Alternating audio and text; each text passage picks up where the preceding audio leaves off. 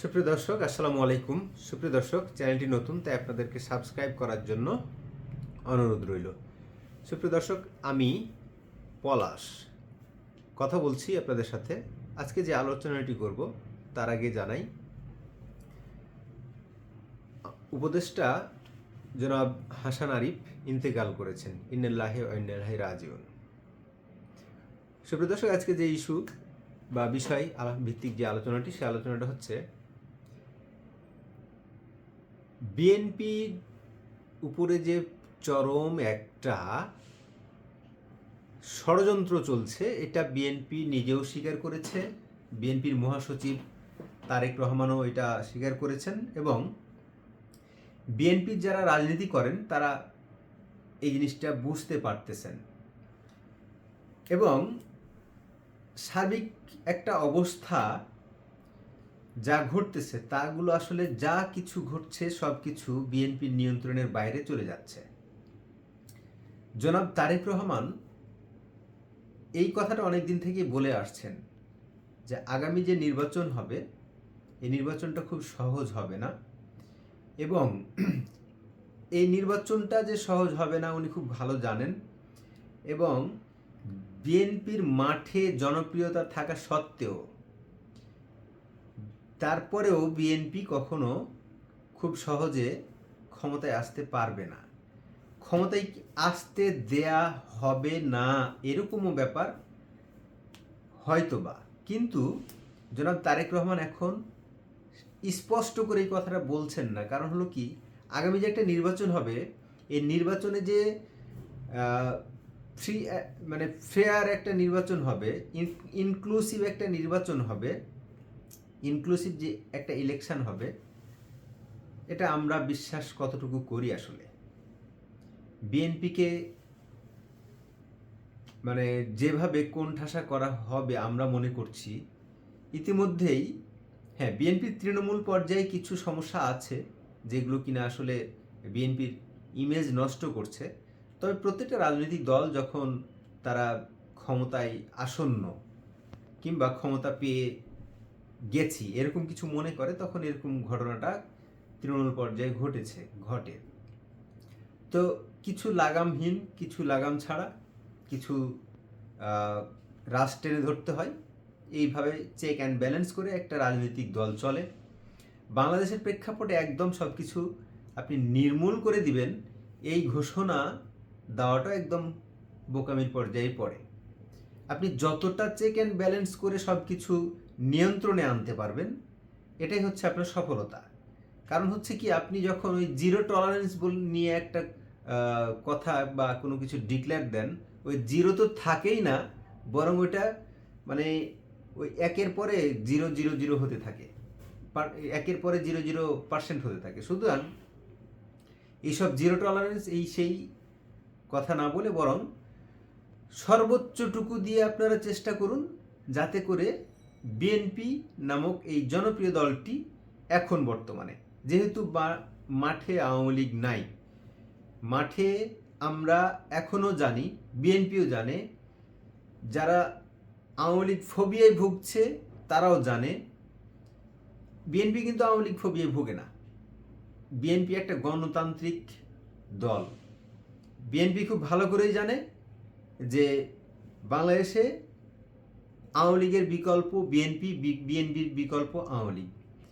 আমরা চাই যারা সত্যিকারের দুর্নীতি করেছে, যারা সত্যিকারের বাংলাদেশের ক্ষতি করেছে, যারা গুম খুমের সাথে জড়িত, তারা বিচারের মুখোমুখি হোক এবং তাদের বিচার হোক। এটা আওয়ামী লীগ কেন, যে দলেরই হোক আমরা চাই। কিন্তু বিচারের নামে যে প্রহসন হবে, যে প্রহসন করা হবে, এরকম কিছু আসলে জনগণ দেখে মেনে নেবে না। এবং আপনাদের কখনো যদি এরকম হয় যে আপনারা বিচারটিকে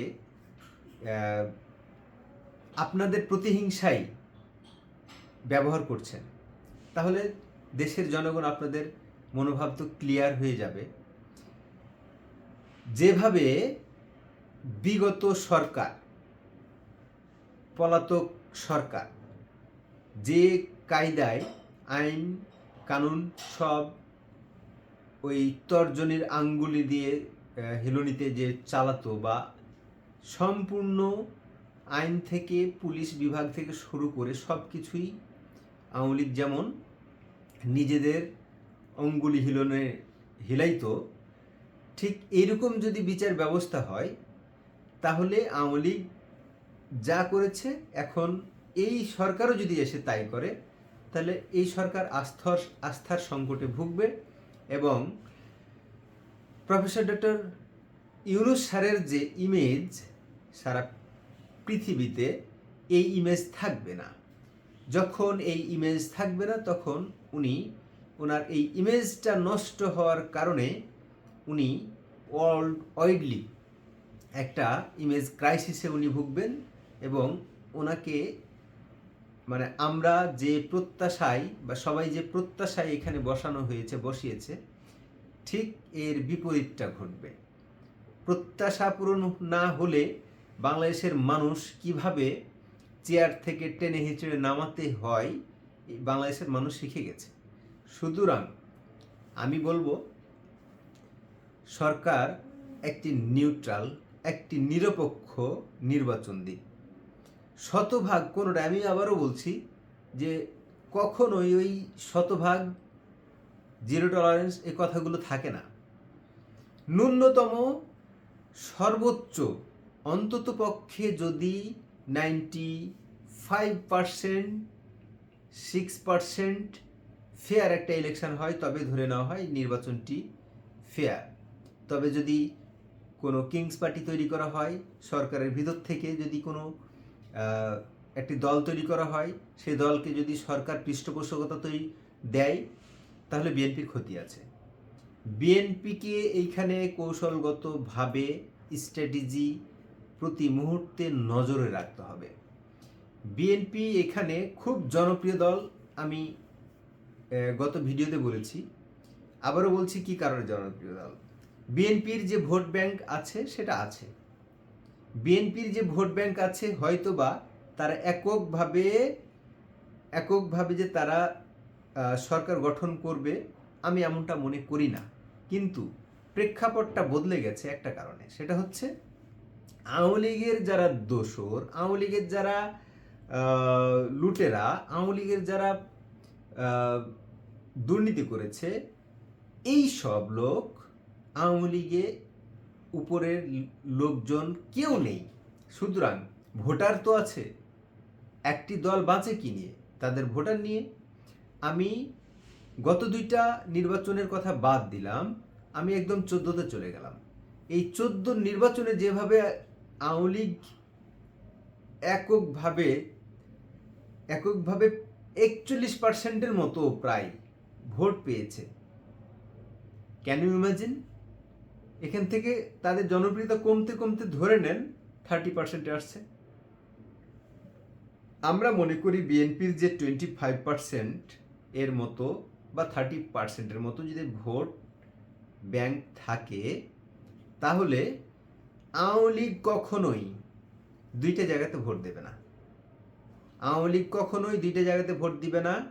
আওয়ামী লীগ নাম্বার 1 যুদ্ধ অপরাধী এবং যুদ্ধ অপরাধীদের দলকে কখনো ভোট দেবে না।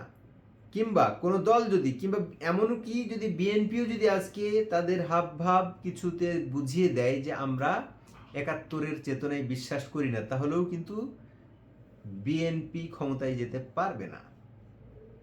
আমি প্রত্যেকটা ভিডিও একটা কথা বলি, 71-এর চেতনাকে যারা পুরোপুরিভাবে ধারণ করবে তারাই এদেশের রাজনীতিতে রাজ করবে এবং তারাই ভবিষ্যতে রাজনীতি করবে, তারাই ভবিষ্যতে ক্ষমতায় যাবে, তারাই সরকার গঠন করবে। সুতরাং আওয়ামী লীগ আগামীতে নির্বাচনে সুযোগ পাবে কিনা জানি না। যদি সুযোগ পায়, যদি নাও পায়, তবুও বিএনপিকে তার কৌশল বদলাইতে হবে। বিএনপির উপরে এটা স্বীকার করি, আমরা জানি বিএনপির উপরে যে গত 15 বছর স্টিম রোলার চলেছে, গত 15টা বছর যেভাবে তাদের নিপীড়িত হতে হয়েছে, যতগুলো মামলা তাদের নামে হয়েছে, বিএনপি এখন তাদের উদারতা দেখাইতে হবে। এই উদারতাটা কি? প্রতিহিংসা রাজনীতি ছাড়েন, প্রতিহিংসা রাজনীতি বাদ দেন। আপনারা এই প্রতিহিংসা রাজনীতি করতে গিয়ে আপনারা জনপ্রিয়তা হারাবেন না, বরং আওয়ামী লীগকে আপনার প্রশ্রয় দেওয়ার দরকার নাই। আওয়ামী লীগকে আপনি ঘরে ঘরে প্রশ্রয় দেওয়ার দরকার নেই। যারা করাপ্টেড তারা সরকার বুঝুক সেটা, কিন্তু রিক্সা চালক, ভ্যান চালক, গৃহিণী, যারা জীবনেও কোনোদিন কেউ জানে না কোন মার্কায় ভোট দেয়, এরাই হলো আওয়ামী লীগের মূলত ভোট ব্যাংক। এই গ্রামে গঞ্জে এত ভোট ব্যাংক, এত বাড়িতে বাড়িতে ভোট ব্যাংক আছে যেটা কিনা একটা মহল এখনো আওয়ামী লীগ ফোবিয়ায় ভুগে। আর না হলে আওয়ামী লীগ তো পালিয়ে গেছে রে ভাই, আওয়ামী লীগ তো নাই। যদি আওয়ামী লীগের অস্তিত্ব না থাকে, আপনারা বারবার বলছেন আওয়ামী লীগের চ্যাপ্টার ক্লোজ, যদি আওয়ামী লীগের চ্যাপ্টার ক্লোজ হয়ে থাকে তাহলে আওয়ামী লীগ কথাটাই নাম আর আনার দরকার নেই তো আপনাদের। তাহলে গেল একবার। এটা হচ্ছে যে আওয়ামী লীগ এর যে তৃণমূলের ভোটাররা আছে তারা কখনোই ৭১-এর চেতনা বিরোধীদেরকে ভোট দেবে না, এবং নতুন করে কোনো দল গঠন হবে, ধরে নিন সমন্বয়কদের একটি দল হইল, যেটা কিনা সরকারের পৃষ্ঠপোষকতা করলো বা করলো না ইত্যাদি, এরকম একটি দল হলে আওয়ামী লীগ দুইটা জায়গাতে ভোট দেবে না। সুতরাং আওয়ামী লীগের ভোটগুলো কোথায় যাবে? এইখানেই কৌশল অবলম্বন করতে হবে। একটা উদাহরণ দেই। গত কয়েকদিন আগে ইশরাক সাহেব, বিএনপির নেতা জনাব সাদেক হোসেনের সুপুত্র, ঢাকায় উনি একজন ইয়াং লিডার, এটাকে আদর্শ মানতে পারেন আপনারা। আওয়ামী লীগের লোকজন তার গাড়ি বহরে ঢিল ছুঁড়েছিল, ইট ছুঁড়েছিল বা আঘাত করেছিল। ইশরাক সেটা কেস করেছিল এবং তাদের ধরে নিয়ে আসা হয়েছিল। এমনকি তাদের ছাত্রত্ব বাতিল হয়ে যাওয়ার একটা পর্যায় উপক্রম। সেইখান থেকে এই ইশরাক সাহেব তাদেরকে সবাইকে মাফ করে দিয়েছেন। উনি কিন্তু অনেক নির্যাতন স্বীকার করেছেন। আপনারা এরকম দৃষ্টান্ত স্থাপন করুন, আপনাদেরকে কেউ ঠেকায় রাখতে পারবে না। এই যে ইসলামী সমমনা দলগুলো যতই তারা ইসলাম কায়েম করার জন্য, আমরাও চাই দেশে ইসলাম প্র্যাকটিস হোক, তবে ইসলামী শাসন ব্যবস্থা আসার মতো এখনো কৃষ্টি কালচার আমাদের দেশে তৈরি হয় নাই। অনেক কিছু চেপে যাবে ঘাড়ে, আপনারা এখন বুঝতেছেন না।